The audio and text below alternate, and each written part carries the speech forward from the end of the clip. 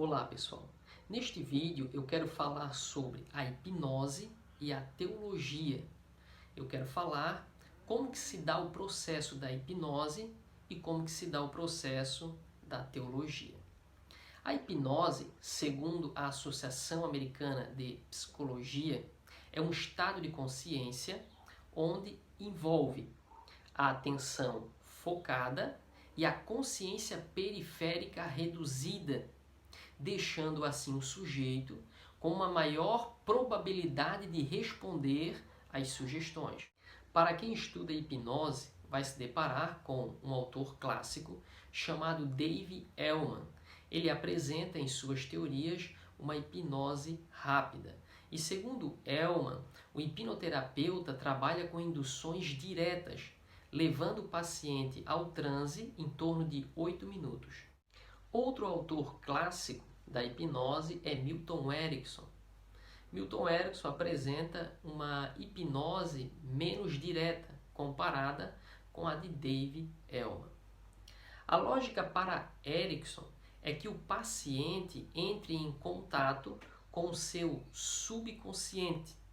Para Erickson, as curas do paciente, as resoluções dos seus conflitos está no subconsciente. Então, a hipnose levaria o paciente até o seu subconsciente e ali ele, o paciente, encontrará as respostas e as curas a qual ele necessita. Veja que a hipnose é um possível recurso que leva o homem a encontrar em si mesmo as possíveis curas e resoluções das suas aflições. Freud foi um dos psiquiatras mais famosos do mundo, que também trabalhou com a hipnose.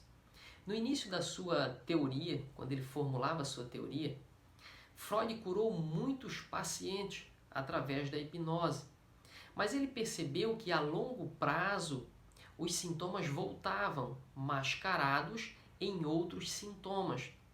Então Freud viu que a hipnose atacava os sintomas e não a causa. Foi aí que ele refutou o método hipnótico e desenvolveu um outro método que é a associação livre, onde ele postulou a sua teoria, a psicanálise. Agora vamos falar da teologia bíblica, que estuda Deus, a conduta de Deus e a relação de Deus com o homem. O cristão busca as suas curas e as resoluções dos seus problemas em Deus. A pessoa de Jesus Cristo é a revelação máxima de Deus aos homens. E nesta fonte, nesta pessoa, nós encontramos curas para o nosso corpo biológico, saúde para a nossa vida psicológica e edificação para o nosso espírito. Um dos problemas que existe entre a hipnose e a teologia é usar métodos hipnóticos como se fossem a ação de Deus. Alguns usam de má fé, simplesmente para enganar as pessoas, e outros usam porque aprenderam através dos erros e dos acertos.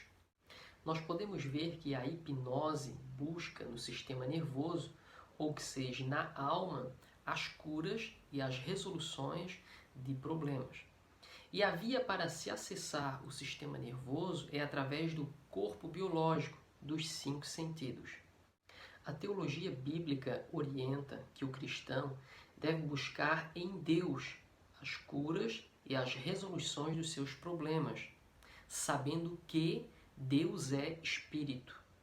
Diante desta minha fala, eu quero apresentar alguns argumentos porque os cristãos não devem usar a hipnose e acessar este poder humano. Primeiro, porque é um recurso caído, sem potencial espiritual. Quando Adão e Eva pecaram no Jardim do Éden, esse poder foi deturpado. Ainda que pareça bom acessá-lo em um primeiro momento, a longo prazo traz um prejuízo espiritual. Em segundo, a hipnose usa o caminho do corpo à alma, ou seja, aplica técnicas no corpo, como cansaço ocular, tato, sugestão, para se acessar o poder do homem. Na teologia bíblica, o caminho é ao inverso da hipnose. Em Romanos capítulo 8, versículo 16, está escrito que o Espírito de Deus testifica com o Espírito do homem. Então Deus fala através do Espírito do homem. Ou seja, a via da hipnose é do corpo para a alma. A via da teologia bíblica é de Deus para o espírito humano e para a alma humana. Em terceiro, nós podemos ver hoje que as técnicas são precárias para acessar esse poder. Mas em Apocalipse, capítulo 18, versículo 13, as técnicas estarão aperfeiçoadas e o ser humano acessará um poder semelhante ao poder de Deus, porém um poder caído e prejudicial ao ser humano.